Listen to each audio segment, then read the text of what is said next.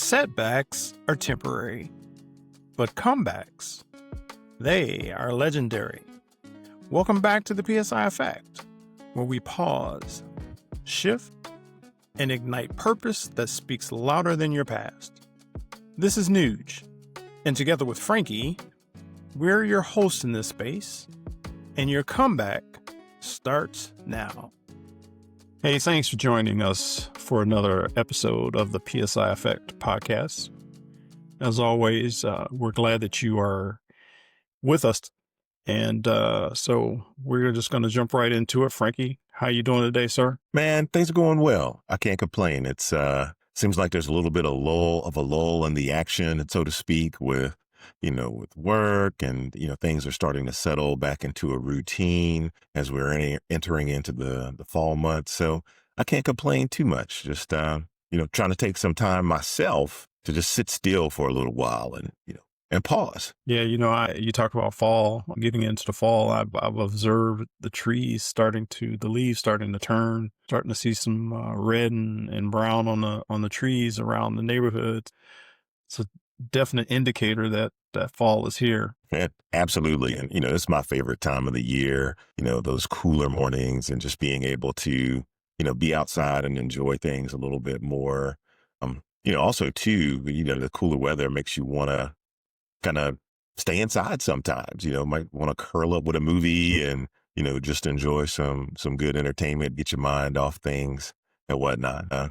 Speaking of movies, I got a question for you, kind of related to our show here. What's a movie that you've referenced or looked to for inspiration as you've authored or navigated your comebacks? Well, there is a movie that I really like, and I found this movie quite by accident. They just kind of scrolling through, deciding what I was going to look at. And it's a movie called The Peanut Butter Falcon. And it's not a comeback movie necessarily like, a Rocky comeback, rise and fall kind of thing. It's more of a triumph of identity and resilience, right? So we have this young man who has Down syndrome. And of course, society says they want to put him in a specific box. And his character's name is Zach. And he says, I want to be a professional wrestler. And he goes on his journey to pursue being a professional wrestler. And on his journey, he meets a man who has his own troubles in life. Things going on with him. He's making destructive choices and so forth. And that character's name is Tyler, played by Shia LaBeouf. Did I pronounce that right? Yeah, I don't know. I know who you're talking about, though. But anyway, they form a bond and a relationship, and Tyler ends up helping Zach pursue his dream of becoming a professional wrestler. So it's pretty cool. Pretty. I don't know. I thought it was a pretty profound view of someone who is decided that they weren't going to settle into what society thought about them or what society wanted for them, and to pursue the dream that he really wanted to pursue. So I thought that was pretty cool. Man, that's awesome. I remember seeing the trailers and the advertisements for that movie, but I never got around to checking it out. I guess I need to add that one to the watch list for sure. So what is it for you? What movie is it for you, sir? Yeah. So, probably at a whole other end of the spectrum. I'm glad that we're in a safe space and this is a judgment-free zone, but I'll give a little bit of preface. One of my fondest childhood memories was Saturday afternoons on, the local broadcast channel was Kung Fu Matinee. So they would show old school martial arts movies, the bad lip synced ones. And, I was just enamored with it. So that created a soft spot in my heart for, martial arts movies. And one of the ones in recent release that really stuck with me was Kill Bill. It's a Quentin Tarantino film, Uma Thurman, Lucy Liu, Vivica Fox. It's a great cast, lots of martial arts action. And the underlying story is one of a comeback of epic proportions. Now, of course, there's kung fu, there's fights, there's violence and things like that. But, there's lots of visual sensation. There's lots of, the audio is really good. And it really showcases, someone at the lowest point in their life being able to, come back, even though it's in like a superhero type of way, being able to author a comeback and use some tools along the way to kind of, get that comeback going and ultimately succeed in what they hope to do. So, I don't know have you seen that one? Have you seen Kill Bill? As popular as that movie was, or is, I should say, I have not watched Kill Bill. Okay. Well, looks like we've traded items to add to our watch lists today. But one of the things I like the most about Kill Bill is, it touched a couple of different senses, the sounds, the visuals. There are some scenes where, things are happening and you could really immerse yourself in it, with your senses. And, as we're getting into our conversation today, we're going to be talking about, something related to senses. So, Nuge, in your day-to-day walk, which of your senses do you rely on the most? Well, I would have to say the vision, right? Vision is the key, because I mean that sensation is first and foremost, right? When you wake up, you open your eyes and you see your surroundings, as comfortable as they may be in your own room, in your own home, but that whole visionary piece is what I think we use the most in our everyday life.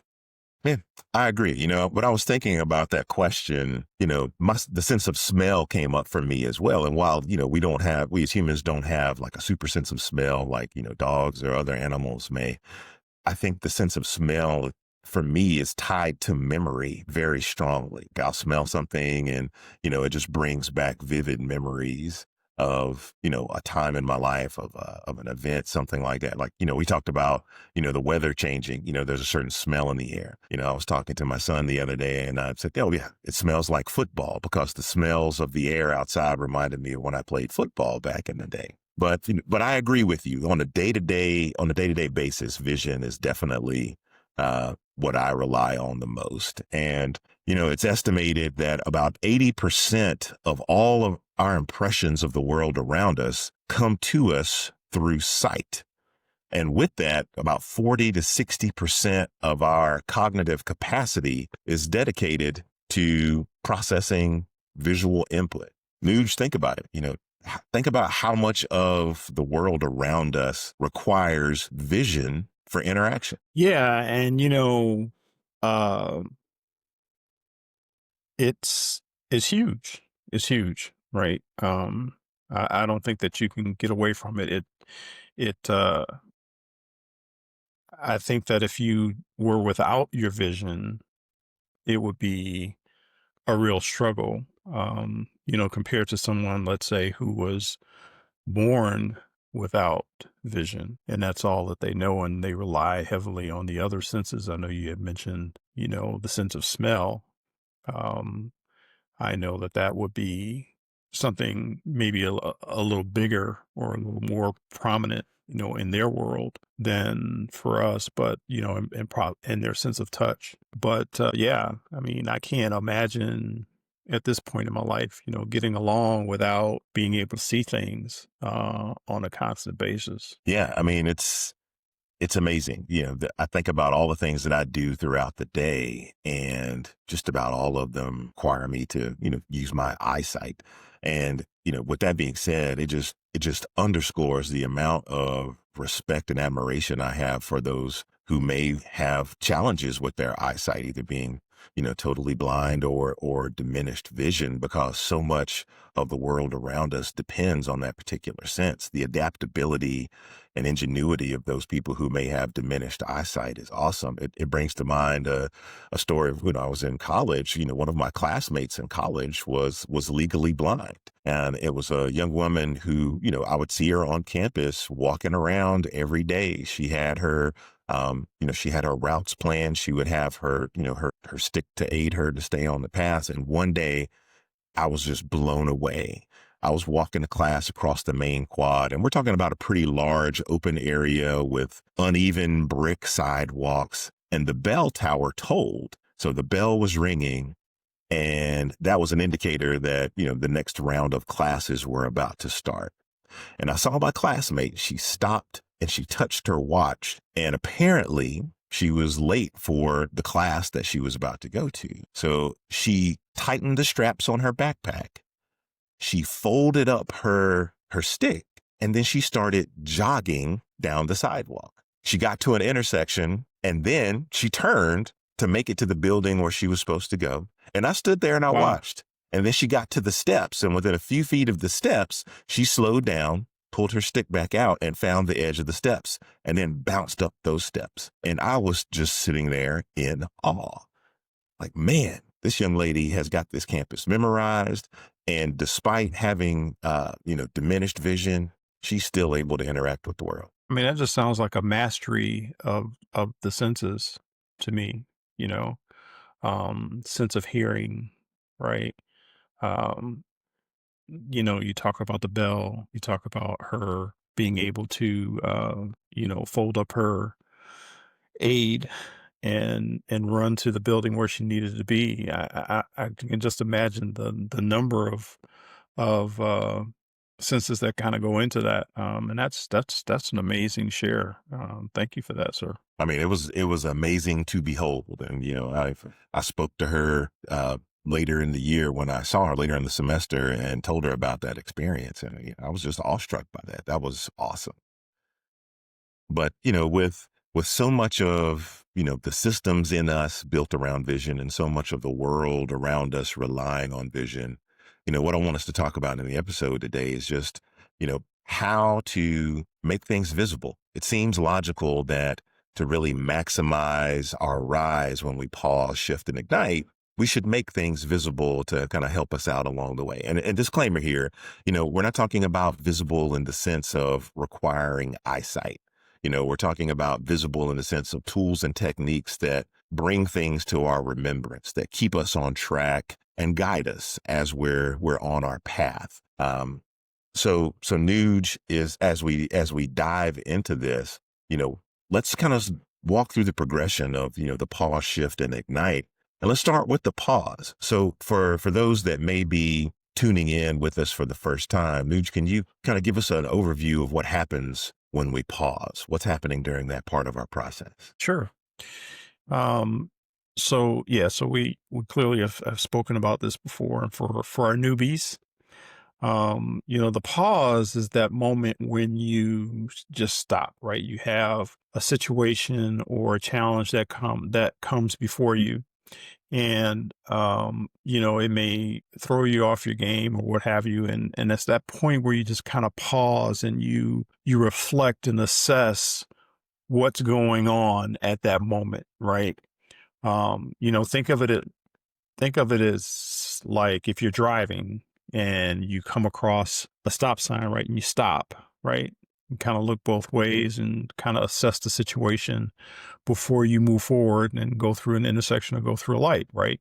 You're taking that time to just assess the situation to determine or help determine the direction in which you need to go. Yeah. Stopping and assessing. That sounds like something that's an internal process. But Nuge, what do you think? What are some ways that we could possibly make the things that we're doing during that process visible? Well, I think that in that time of reflection, you can, make calendar reminders for yourself, right? Schedule time to be still, to meditate, to maybe even research what the problem is to give you a little bit more insight as to what you're dealing with, right? You can have affirmations. You can write affirmations for yourself for how you want to proceed or what your current state of what you're dealing with and how you want to come out of that, right? How you see yourself or how you vision the outcome to be. And then, you can also make you can also make a problem statement, like what is the problem, right? Yeah. And how is this affecting me? And what is the outcome going to be?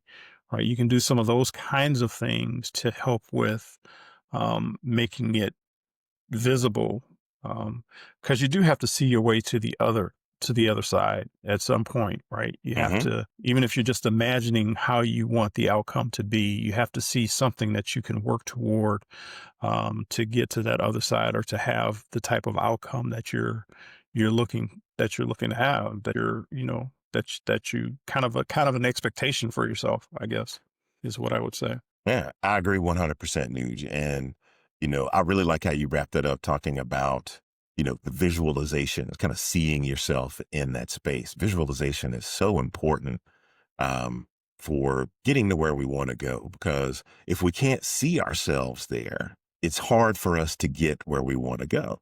I forget what I was listening to, but the person said, the body can't go where your mind has never been. And that just really stuck with me and just drove home the point of how important it is to visualize where you want to be. And if we're doing that during the pause, that's going to help us as we start to, take action to get where we want to be. And I really want to hone in on what you said about, drafting a problem statement too, Nuge, because if we don't define the problem, or if we can't define the problem that we're trying to solve, that means our path could be all over the place if we're just kind of grasping at straws. If we don't have a problem in front of us that we've sat down and thought through to define, we're going to be applying our efforts in ways that aren't moving us toward a solution. So, that drafting a problem statement that, we can see, that we can remember to kind of keep us focused is hugely important, because as we're going and navigating this backlog, or navigating this pause, we're effectively building this backlog of the things that we need to do. Because in the pause, we're sitting still. We're thinking about the problem. We're thinking about, what can I do?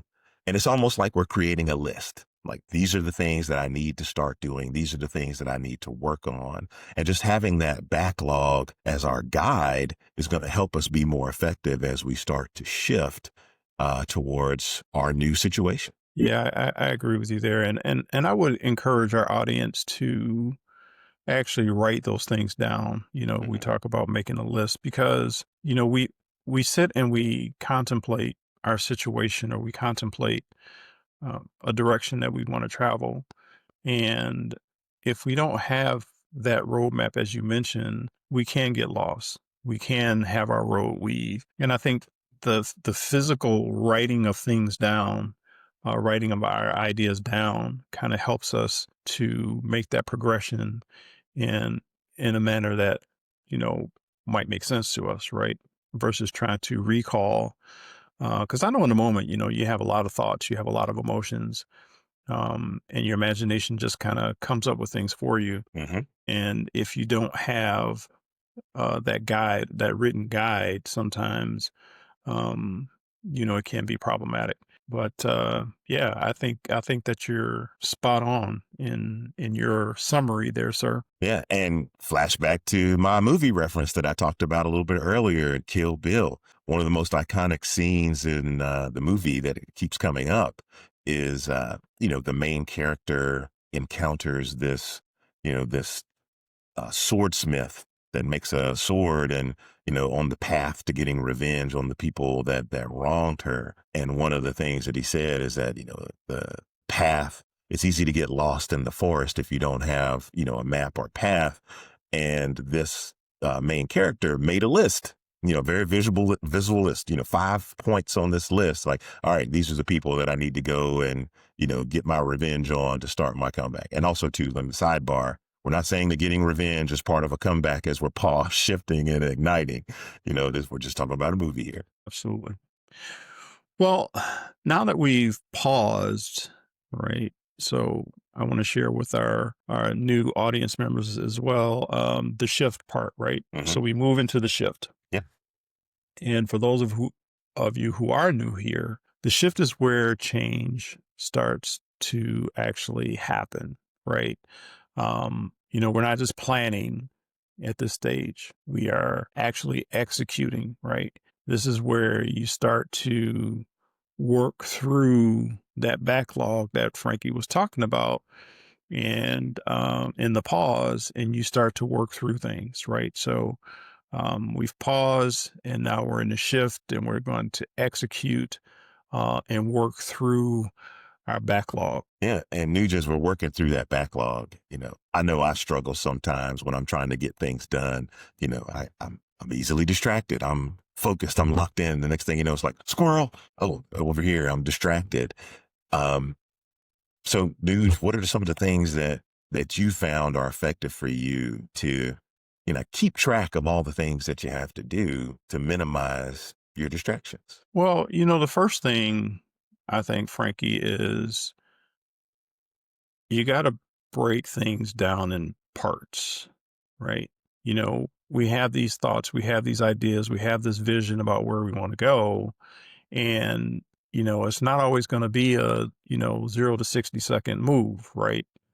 It's going to take some time. There's a process. And so, the old adage of, you can't eat an elephant all at one time, or you can't eat a cow all at one time. And, you got to take one bite at a time. Yeah. And so you've got to break down the challenge into manageable um, segments, right? And so Mhm. I think that's important to recognize that although we want to move at the speed of sound, we're not always going to reach our end goal in the time that we sometimes that we want to. It's not to Yeah. say that we won't meet our end goal, and it's not to say that we won't meet our end goal quickly. But in some situations, it may just take a little time, and we have to have that.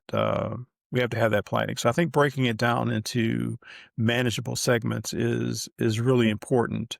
Um, and I just challenge our audience to consider that, right? It's not that you're not going to reach your goal. It's just that you're going to have a very thought out plan as to how you're going to reach it, right? And so, if let's say you're coming off of a layoff, right? Or you're getting a new job because whatever happened to the last one, you're all excited, you're all pumped up, right? Maybe you want to make a good impression, but you do have to have that pause to identify that direction, that pause to assess the situation, and then get into your shift and your execution mode. So Yeah, absolutely. And the breaking that work down into smaller pieces has impact in a lot of different ways. One, yes, we can't eat that cow all in one bite. Um, Secondly, it helps give us smaller wins. Everybody, I think everybody, at least I know I do. I envision I want to step up to the plate and I want to hit a grand slam every time I'm at bat. Every time I'm trying to do something, I just want to knock it out of the park. But we know in reality, that's not, how things really statistically happens. It's the victory really comes, you get a nice string of consistent base hits and, that moves you around and, you win the game. So get these smaller wins helps you to build momentum. If we try to have our work in too big of a chunk as we're trying to, make this shift, if the work segment is too big, it becomes overwhelming. It delays the gratification of being able to say, yeah, I got this piece done. I'm making progress towards the goal. Whereas if it's this huge thing, it could be months before I get this one huge chunk of stuff done before I get that gratification of knowing I'm moving forward.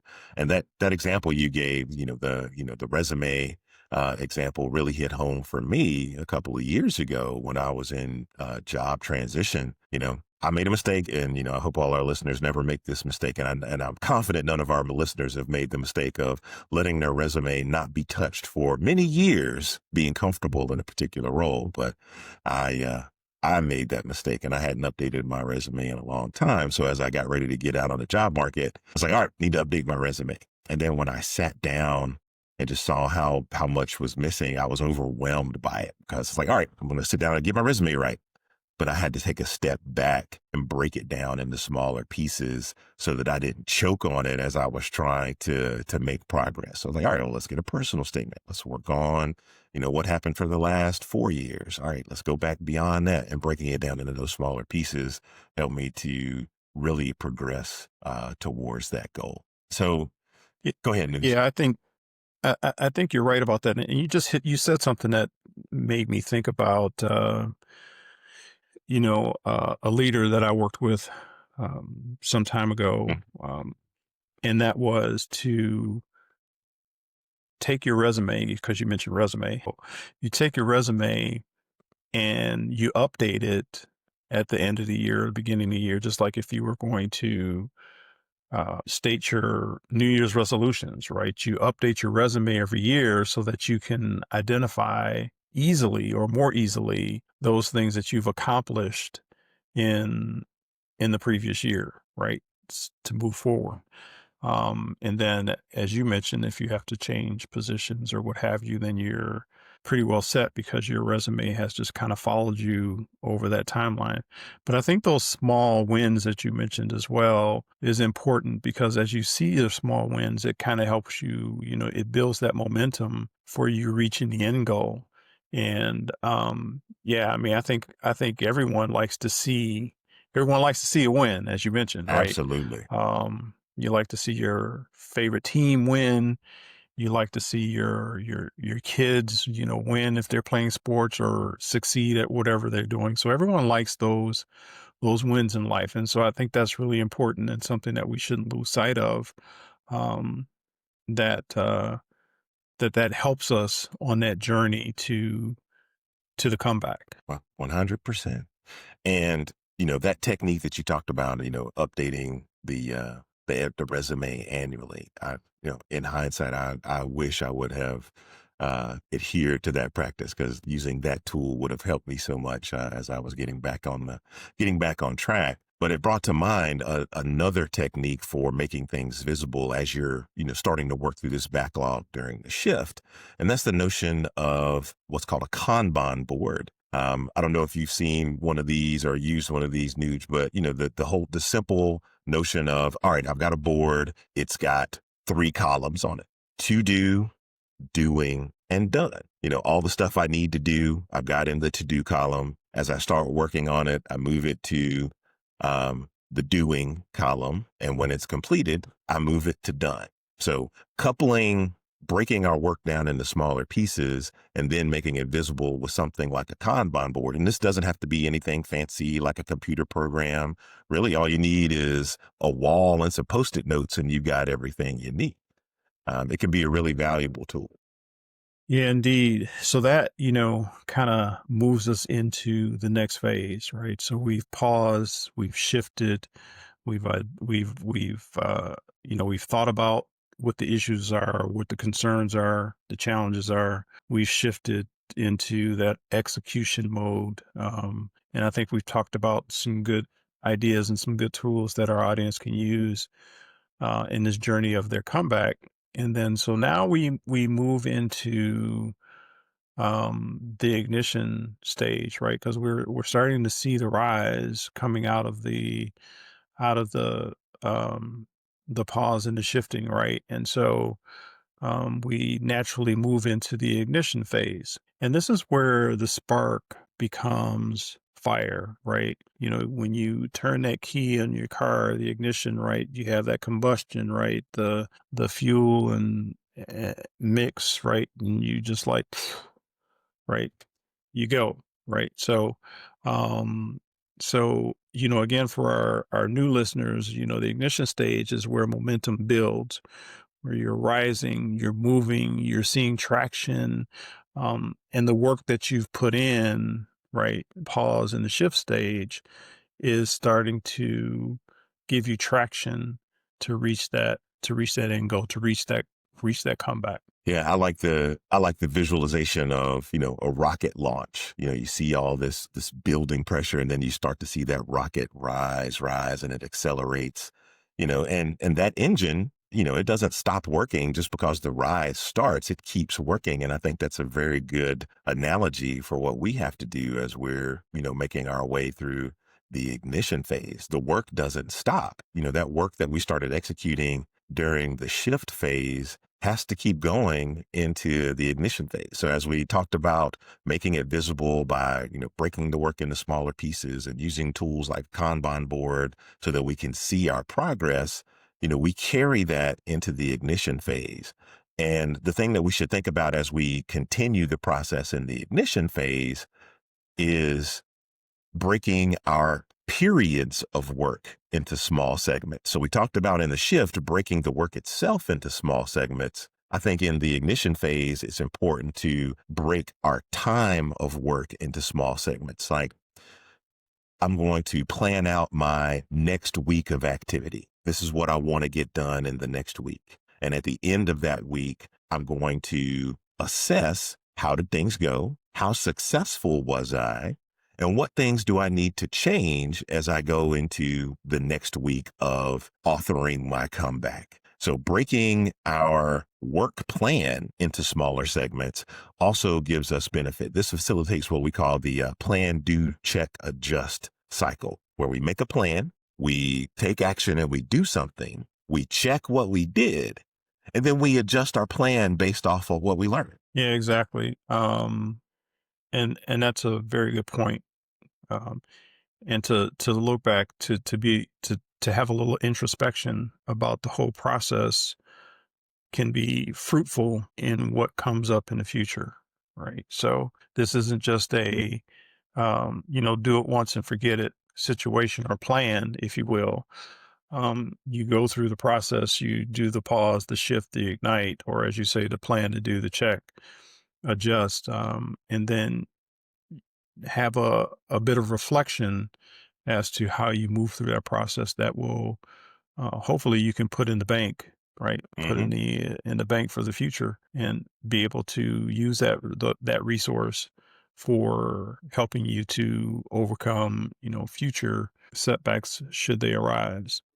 And the taking the small intervals where we do some things, we check and we make adjustments, that gives us opportunities to pivot and it minimizes our risk. We've talked about this in other episodes where we want to minimize the risk. So if we have opportunities to stop and assess what we've done, it gives us an opportunity to change if things aren't working out. We can change how we're applying our energy, change how we're trying to solve the problem. We can, you know, reorder the priority of those things in our backlog that we used in previous phases to really accelerate our rise. And before you know it, our ascension, our comeback is not only going to be visible to us, it's going to be visible to those around us. And, I was going to say that something along those lines too, Frankie, that your comeback will be visible. And I also want to mention that in this episode, we've talked about a comeback in the workspace. But it doesn't necessarily have to be the workspace that's defining this comeback. It could be something very personal in your everyday life, something that is just innately and uniquely you, something that you may want to change to have a certain outcome in your personality or what have you, in your in your health journey, right? It could be any number of things that you want to have a comeback from. So just take this information that we've talked about today and apply it to whatever the need is for you at that moment. Don't just keep it in the box of, something outside of your, uh, outside of your person, and make it something that is strictly, professionally based. So I just want to put that out there for our audience as well. And again, as you mentioned, people will notice, right? If you want to change something personally, people will notice that as much as they will notice what you're changing professionally. So just keep that in mind. Yeah, this is applicable in all aspects of life. You hit the nail right on the head there, Nuge. Yeah, this can be applied just about anywhere. I mean, I won't get into it now, but we used some of these techniques during the COVID pandemic when the kids were stuck at home. and we needed to be able to, handle them being homeschooled as well as us working remotely. If it weren't for some of these techniques that we talked about today, I don't even want to imagine how things could have been during that time when we were all just stuck in the house together there. But making it invisible is just super important when we want to get things done, especially if we're trying to author a comeback in any facet of our life. Not only does it help guide us to make sure that we can get the things done effectively and pivot as we need to, it also provides accountability and just a tangible roadmap.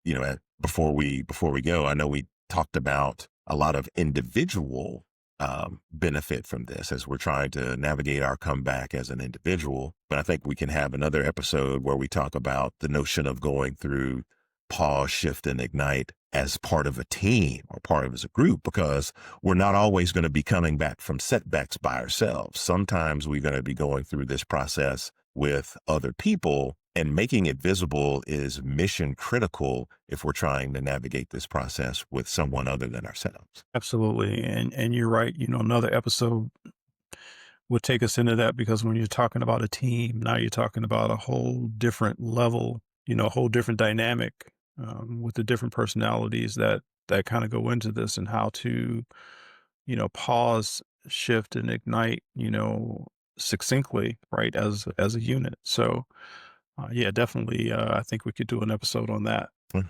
And, before you close this out, Nuge, I'd like to just issue a challenge to the audience today. Take a moment to just think about how you're doing things, whether it's at home, whether it's at work, whether it's with extracurricular things at school, what have you. What are you doing to make things visible for yourself? Just take a moment to think about it. What are you doing to make things visible? And if that list is short, think about what small steps could you take to make things more visible to aid you on the way. Absolutely. Well, frankly, you mentioned that we come to the end of this episode. Um, but before we go, why don't you tell our audience where they can find the PSI Effect podcast? Oh, man. Well, I'm glad you asked, Nuge. Well, in terms of the audio podcast, we are available on just about every audio podcast platform. You can find us on Apple Podcasts, Spotify, iHeartRadio, Amazon. That list is available if you go to our website. This is psipod.com. You can click on the episodes link and you'll see all the different platforms where it's available. We also have a YouTube channel at This Is PSI Pod, where we post the video of every episode that we have, as well as some short reels and the quick hits from our episode. So find us on all those platforms. Awesome. Yeah, definitely. And if you're so inclined, please like and follow us on those platforms. It certainly helps us in the algorithms, so that other people can find us and get some of these golden nuggets that we try to share with you every episode. So make sure you get out there and do that. And just remember that setbacks are temporary, but comebacks are truly legendary. Until next time, be brave and rise on purpose. Thanks for joining us on this episode of the PSI Effect podcast. This show doesn't happen without you, and you can connect with us via Spotify, iHeartRadio, or wherever you get your podcasts. Visit our website at thisispsipod.com and find us on YouTube and social media at This Is PSI Pod. That's at This Is PSI Pod. Until next time, remember, be brave and rise on purpose.